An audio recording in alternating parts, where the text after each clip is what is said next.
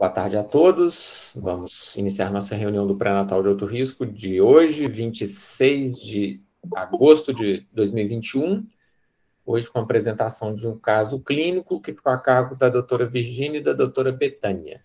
Então, Virgínia pode começar a projetar a sua apresentação. Então, boa tarde a todos. Meu nome é Virgínia. Vou apresentar o caso clínico da semana. A gente foi orientada, eu e Betânia, pelo professor Mário, e vamos falar sobre o caso clínico de uma doença de urso.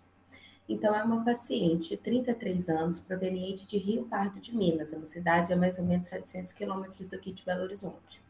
Ela é segundo-digesta, um parto vaginal anterior. 12 semanas e 5 dias foi a idade estacional na nossa primeira consulta. Ela foi encaminhada ao PNAR por uma doença de Wilson, sendo que o diagnóstico dela foi um diagnóstico muito interessante, porque ele foi feito em 2010 através de um rastreamento familiar. Então, a irmã dela era portadora de doença de Wilson, que só foi diagnosticada por uma hepatite fulminante que ela teve, foi admitida no HC como uma hepatite fulminante para a realização de um transplante hepático. Então, a partir disso, foi feito o rastreamento familiar, e tanto a nossa paciente quanto uma outra prima também foram diagnosticadas com a doença de Wilson. A paciente, no contexto da nossa admissão, era sintomática e fazia um acompanhamento prévio na hepatologia do HC desde 2017, desde o diagnóstico. Fazia uso, então, de depenicilamina, quelante, peridoxina e sulfato ferroso profilático. Na primeira consulta também foi informada a história pregressa, então ela não tinha nenhuma outra comorbidade, cirurgia prévia, alergia, nunca tinha realizado hemotransfusão, sem contexto de etilismo, tabagismo. Menarca aos 12 anos, ciclos irregulares, ela nunca tinha tratado DST, tinha colhido preventivo há 1 ano, sem alterações, e tinha usado já de métodos contraceptivos prévios, mesigina e o Tate-Colby. O primeiro parto dela foi anterior ao diagnóstico da doença de Wilson. Então, o manejo foi como pré-natal de risco habitual, sem nenhuma intercorrência, amamentou por 5 meses. E a gestação atual, ela foi não planejada, mas foi bem aceita e estava sendo acompanhada pela gente lá no HC. Até então, não tinha tido, né, nenhuma intercorrência. Na história familiar, assim como relatado, então a irmã e a prima também eram portadoras de doença de Wilson. Ela não tinha nenhum caso de pré-eclâmpsia, eclâmpsia, malformação ou neoplasia ginecológica na família, e morava com o marido e a filha lá na cidade, né, Rio Pardo de Minas. Ela é do lar, católica, sem restrição à hemotransfusão. Esses foram os nossos exames, então, ao longo de todo o pré-natal da paciente. Eu deixei aqui em destaque os exames de rotina laboratorial que ela tinha no acompanhamento da hepatologia, no contexto anterior à gestação. Então, essa dosagem de cobre urinário aumentada, apesar de com quelante, ela está com cobre sanguíneo quase no limite inferior de detecção.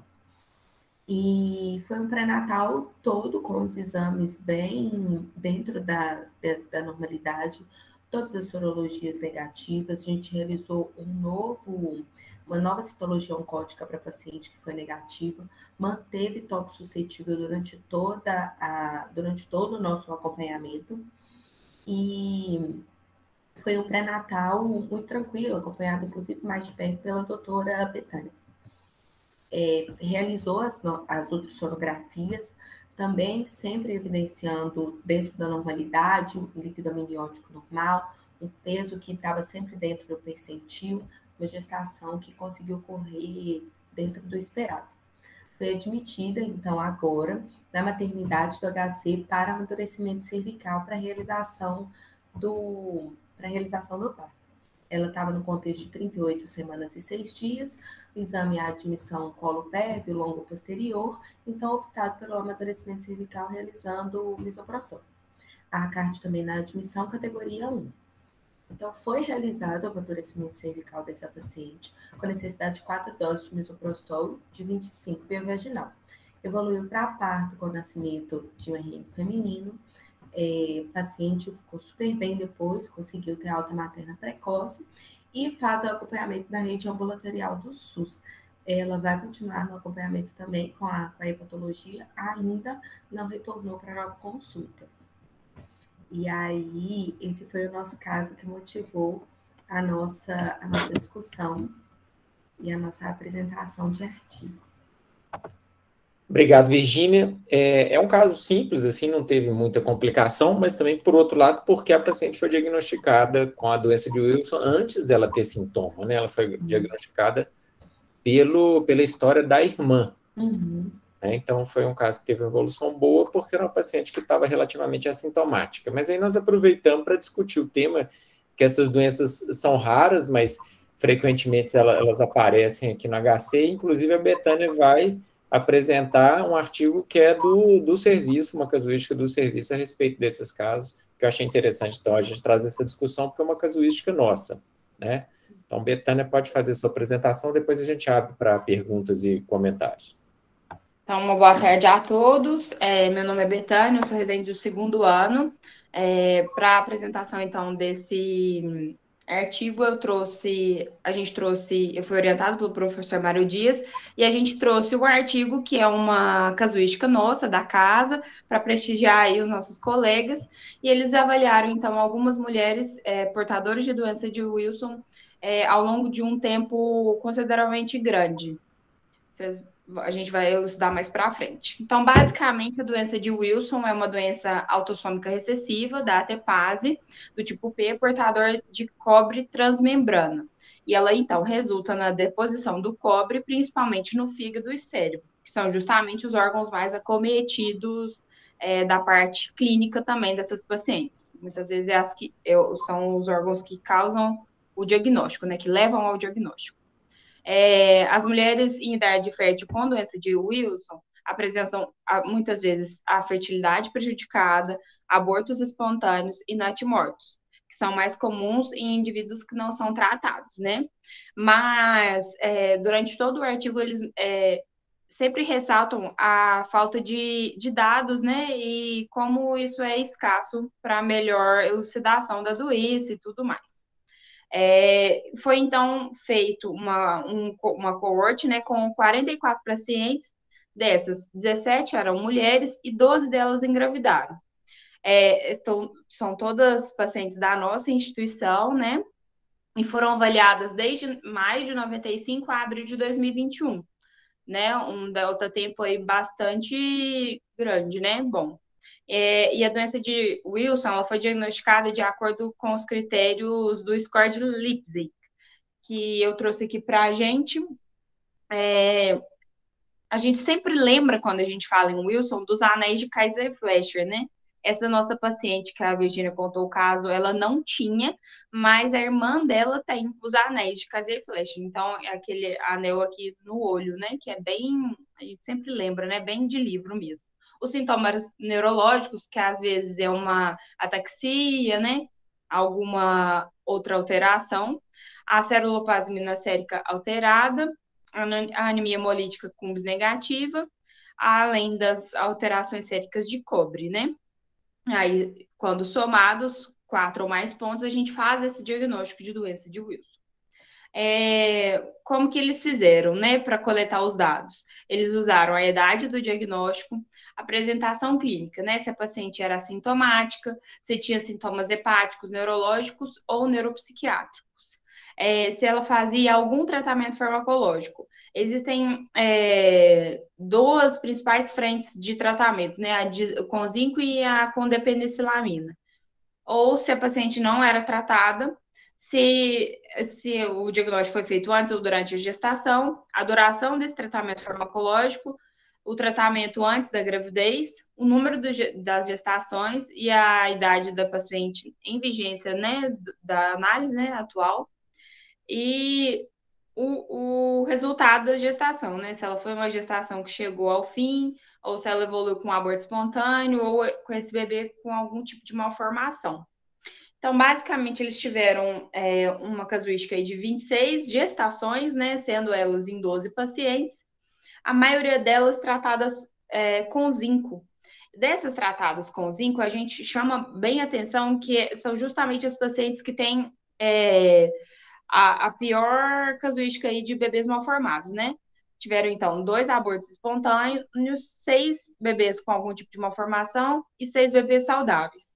Já as pacientes que usavam depelicinamina, Foram menos, né? Apenas 4 pacientes, 2 abortos e 2 bebês saudáveis. Sem tratamento, 4 abortos e 4 bebês saudáveis. A maioria delas, então, apresentou uma evolução satisfatória, mas chama a atenção a gente as malformações, né? O que foi descrito deles lá foram as agenesias de corpo caloso. O que me chamou muito a atenção, inclusive, de uma das pacientes, é que ela teve 2 bebês com agenesia de corpo caloso, a mesma paciente. Refluxo vesicuretal esquerdo com hidronefrose à esquerda, comunicação interatrial, a válvula aorta bicúspide, megabexiga, dilatação uretral, hipertricose frontal, sobrancelhas esparsas, micrognatia, comprimento nasolabial curto e orelhas com baixa implantação. Então, né, a gente verifica, então, que a doença de Wilson, a doença hepática clinicamente evidente, pode preceder os sintomas neurológicos em pacientes com doença de Wilson em até 10 anos. E a maioria dos pacientes com sintomas neurológicos tem algum grau de doença hepática nessa apresentação. A doença hepática progressiva pode representar um fenótipo mais grave da doença de Wilson. Faz parte daqueles critérios de Leipzig, justamente a avaliação genética, né? Os sintomas neurológicos geralmente evoluem com a deficiência severa na funcionalidade e nas atividades diárias. O impacto da apresentação da doença de Wilson na gravidez ainda está para ser elucidado na literatura. Como eu disse mais anteriormente, ainda a gente tem poucos números, né? Tendo em vista o tempo dessa casuística deles, eles chegaram apenas a 26 casos, né? Num hospital grande como o nosso, referência da hepato e de transplante hepático. Então, o que ficou assim, estabelecido, né? Que a gente tem que manter o tratamento da doença de Wilson na gravidez, isso é um consenso, para que a gente não evite a descompensação dessa paciente. Agora, como que a gente vai tratar essa paciente já é mais polêmico, né? A Associação Americana, ela preconiza, né, uma redução da dose de dipenicilamina, da dose que a paciente já usava prévia à gestação. Eu estava dando uma olhadinha, a dose usual de dipenicilamina, ela é de 700 a 1.000 miligramas dia. A nossa paciente, por exemplo, usava 750. A Associação Europeia, ela fala para a gente diminuir a dose no primeiro trimestre, considerando, então, esse risco de teratogenicidade. Já o zinco, eles acreditam que a dose deve ser mantida, ele é visto como categoria A, mas nessa série de casos chama atenção os casos ruins, né? A casuística ruim, 57,1% das gestações. Tem ainda a descrição dessa síndrome de Kutzlacher, que é uma síndrome associada à deficiência materna. Então, tendo em vista que as medicações reduzem o cobre, ela pode evoluir com essa síndrome, que é um defeito congênito relacionado a pulmão, coração, né, e o tecido conjuntivo. Então, a gente tem, né, a gente tira de conclusão aí que há uma necessidade de avaliar melhor a segurança desses medicamentos disponíveis, né, para a doença de Wilson, e todos os casos de efeitos congênitos, fatais ou não fatais, foram associados ao uso do zinco durante a gestação, o que pode sugerir o seu perfil de segurança, que esse perfil deve ser melhor avaliado, né? E é isso, gente. Muito obrigada. Obrigado, Betânia. Então, uma revisão rápida aí sobre a doença de Wilson, apresentando a nossa casuística. A casuística do serviço, né, da parte do pessoal da hepatologia, que é uma casuística grande, mas que vocês viram que pouca coisa ainda a gente sabe, né?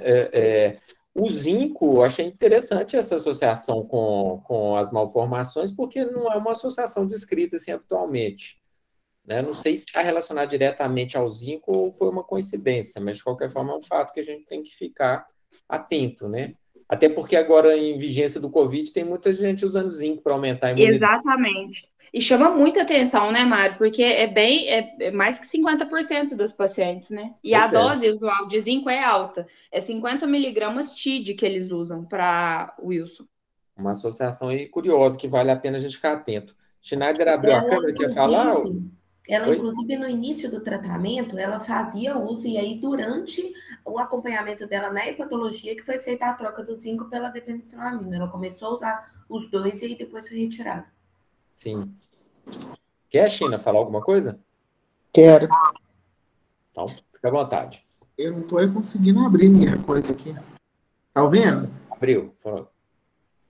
Eu acho interessante também falar que existe essa sugestão de redução de dose, né? Os estudos são limitados, na verdade, como vocês viram aí, mas existe uma sugestão de redução de dose no primeiro trimestre para diminuir essa questão aí de risco de teratogenicidade que pode ocorrer com esses dois quelantes. E outra coisa que é importante também é que se preconiza que no terceiro trimestre, assim, próximo ao parto, tente-se reduzir a dose de novo, caso você tenha aumentado a dose. Porque, na verdade, assim, o que você vai fazer? O que você deve fazer? Você deve tentar reduzir a dose do quelante para cerca de 50% o uso pré-gestacional. E você vai acompanhar se essa paciente vai ter alguma piora do quadro clínico ou laboratorial. Se ela tiver piora, obviamente, né, da função hepática ou de qualquer outro sintoma, você vai aumentar a dose de novo. Se a paciente se mantiver assintomática e sem piora laboratorial, você pode manter essa dose reduzida, até mesmo durante a gravidez toda, porque existe uma preocupação com a cicatrização de feridas. Então, por exemplo, se for um parto operatório com episiotomia ou uma cesariana, pode existir uma dificuldade de cicatrização decorrente dessa diminuição da dose da pilicinamina ou do trientina. E outra coisa que eu acho legal também falar é que existem alguns estudos, alguns relatos de casos mostrando que esse temor em relação ao uso dessas drogas no primeiro trimestre fez com que, em alguns casos, as pacientes suspendessem a medicação. E que, embora não seja muito comum, existe um risco real de hemólise e de insuficiência hepática aguda, fatal. Né? Então, assim, considerando o risco de morte materna, tomar cuidado para não entrarmos naquele medo do uso dessas medicações, né? Suspendermos o uso, ou se diminuirmos a dose, não acompanharmos de perto a evolução da paciente. Ok. Alguém quer falar mais alguma coisa? Esse caso aí entra na nossa seção de raridades, né? De doenças pouco comuns que a gente acaba vendo no nosso pré-natal. Mas é importante a gente conhecer, pelo menos, né? Mário, mais uma coisa que eu esqueci de falar. Eu estava tentando lembrar aqui, lembrei. Outra coisa que tem estudo mostrando é a associação dessas pacientes com doença de Wilson, especialmente as mais graves, que já tem um quadro hepático mais grave, com crescimento intraútero restrito e com pré-eclâmpsia. Então, ou seja, mais uma coisa para a gente ficar de olho nas pacientes com doença de Wilson. Qualquer doença que afete o endotélio, né, que tenha problema hepático, também aumenta o risco de pré-eclâmpsia. E o Wilson é mais uma que entra nessa categoria. Realmente o que me chamou mais a atenção foi essa alta taxa de malformações, né? Mas fora isso, a evolução da nossa paciente em questão foi muito boa. Betânia, quer falar alguma coisa? Você abriu aí sua câmera? Agora... Não, é que eu acabei comentando com o professor Henrique, por conta da medicina fetal, se ele lembrava desses casos. Ele falou que não se recorda também, Mário. E um dado que eu achei interessante também, só para acrescentar, só a título de curiosidade, que nas pacientes virgens de tratamento, a taxa de abortamento espontâneo é maior do que nas pacientes em tratamento. Uhum. A professora Jaqueline pôs aqui que quando ela era residente do pré-natal de alto risco, ela apresentou um caso de doença de Wilson. O seu caso deve estar nessa casuística aí que o pessoal apresentou, Jaque. Porque se ela foi acompanhada no serviço, é possível que ele esteja entre esses casos que foram apresentados. Tinha alguma malformação que você se lembra ou não? Ou foi evolução boa também? Não, eu lembro muito vagamente, Mari. Eu lembro que eu apresentei o caso. O primeiro foi, e foi o Schneider, que foi meu orientador na época, mas eu não me lembro. Mas entrou para essa estatística aí, foi 2010. O seu... Foi muito impressionante, tem muito tempo. Esse caso seu não tinha malformação, não, Jaque?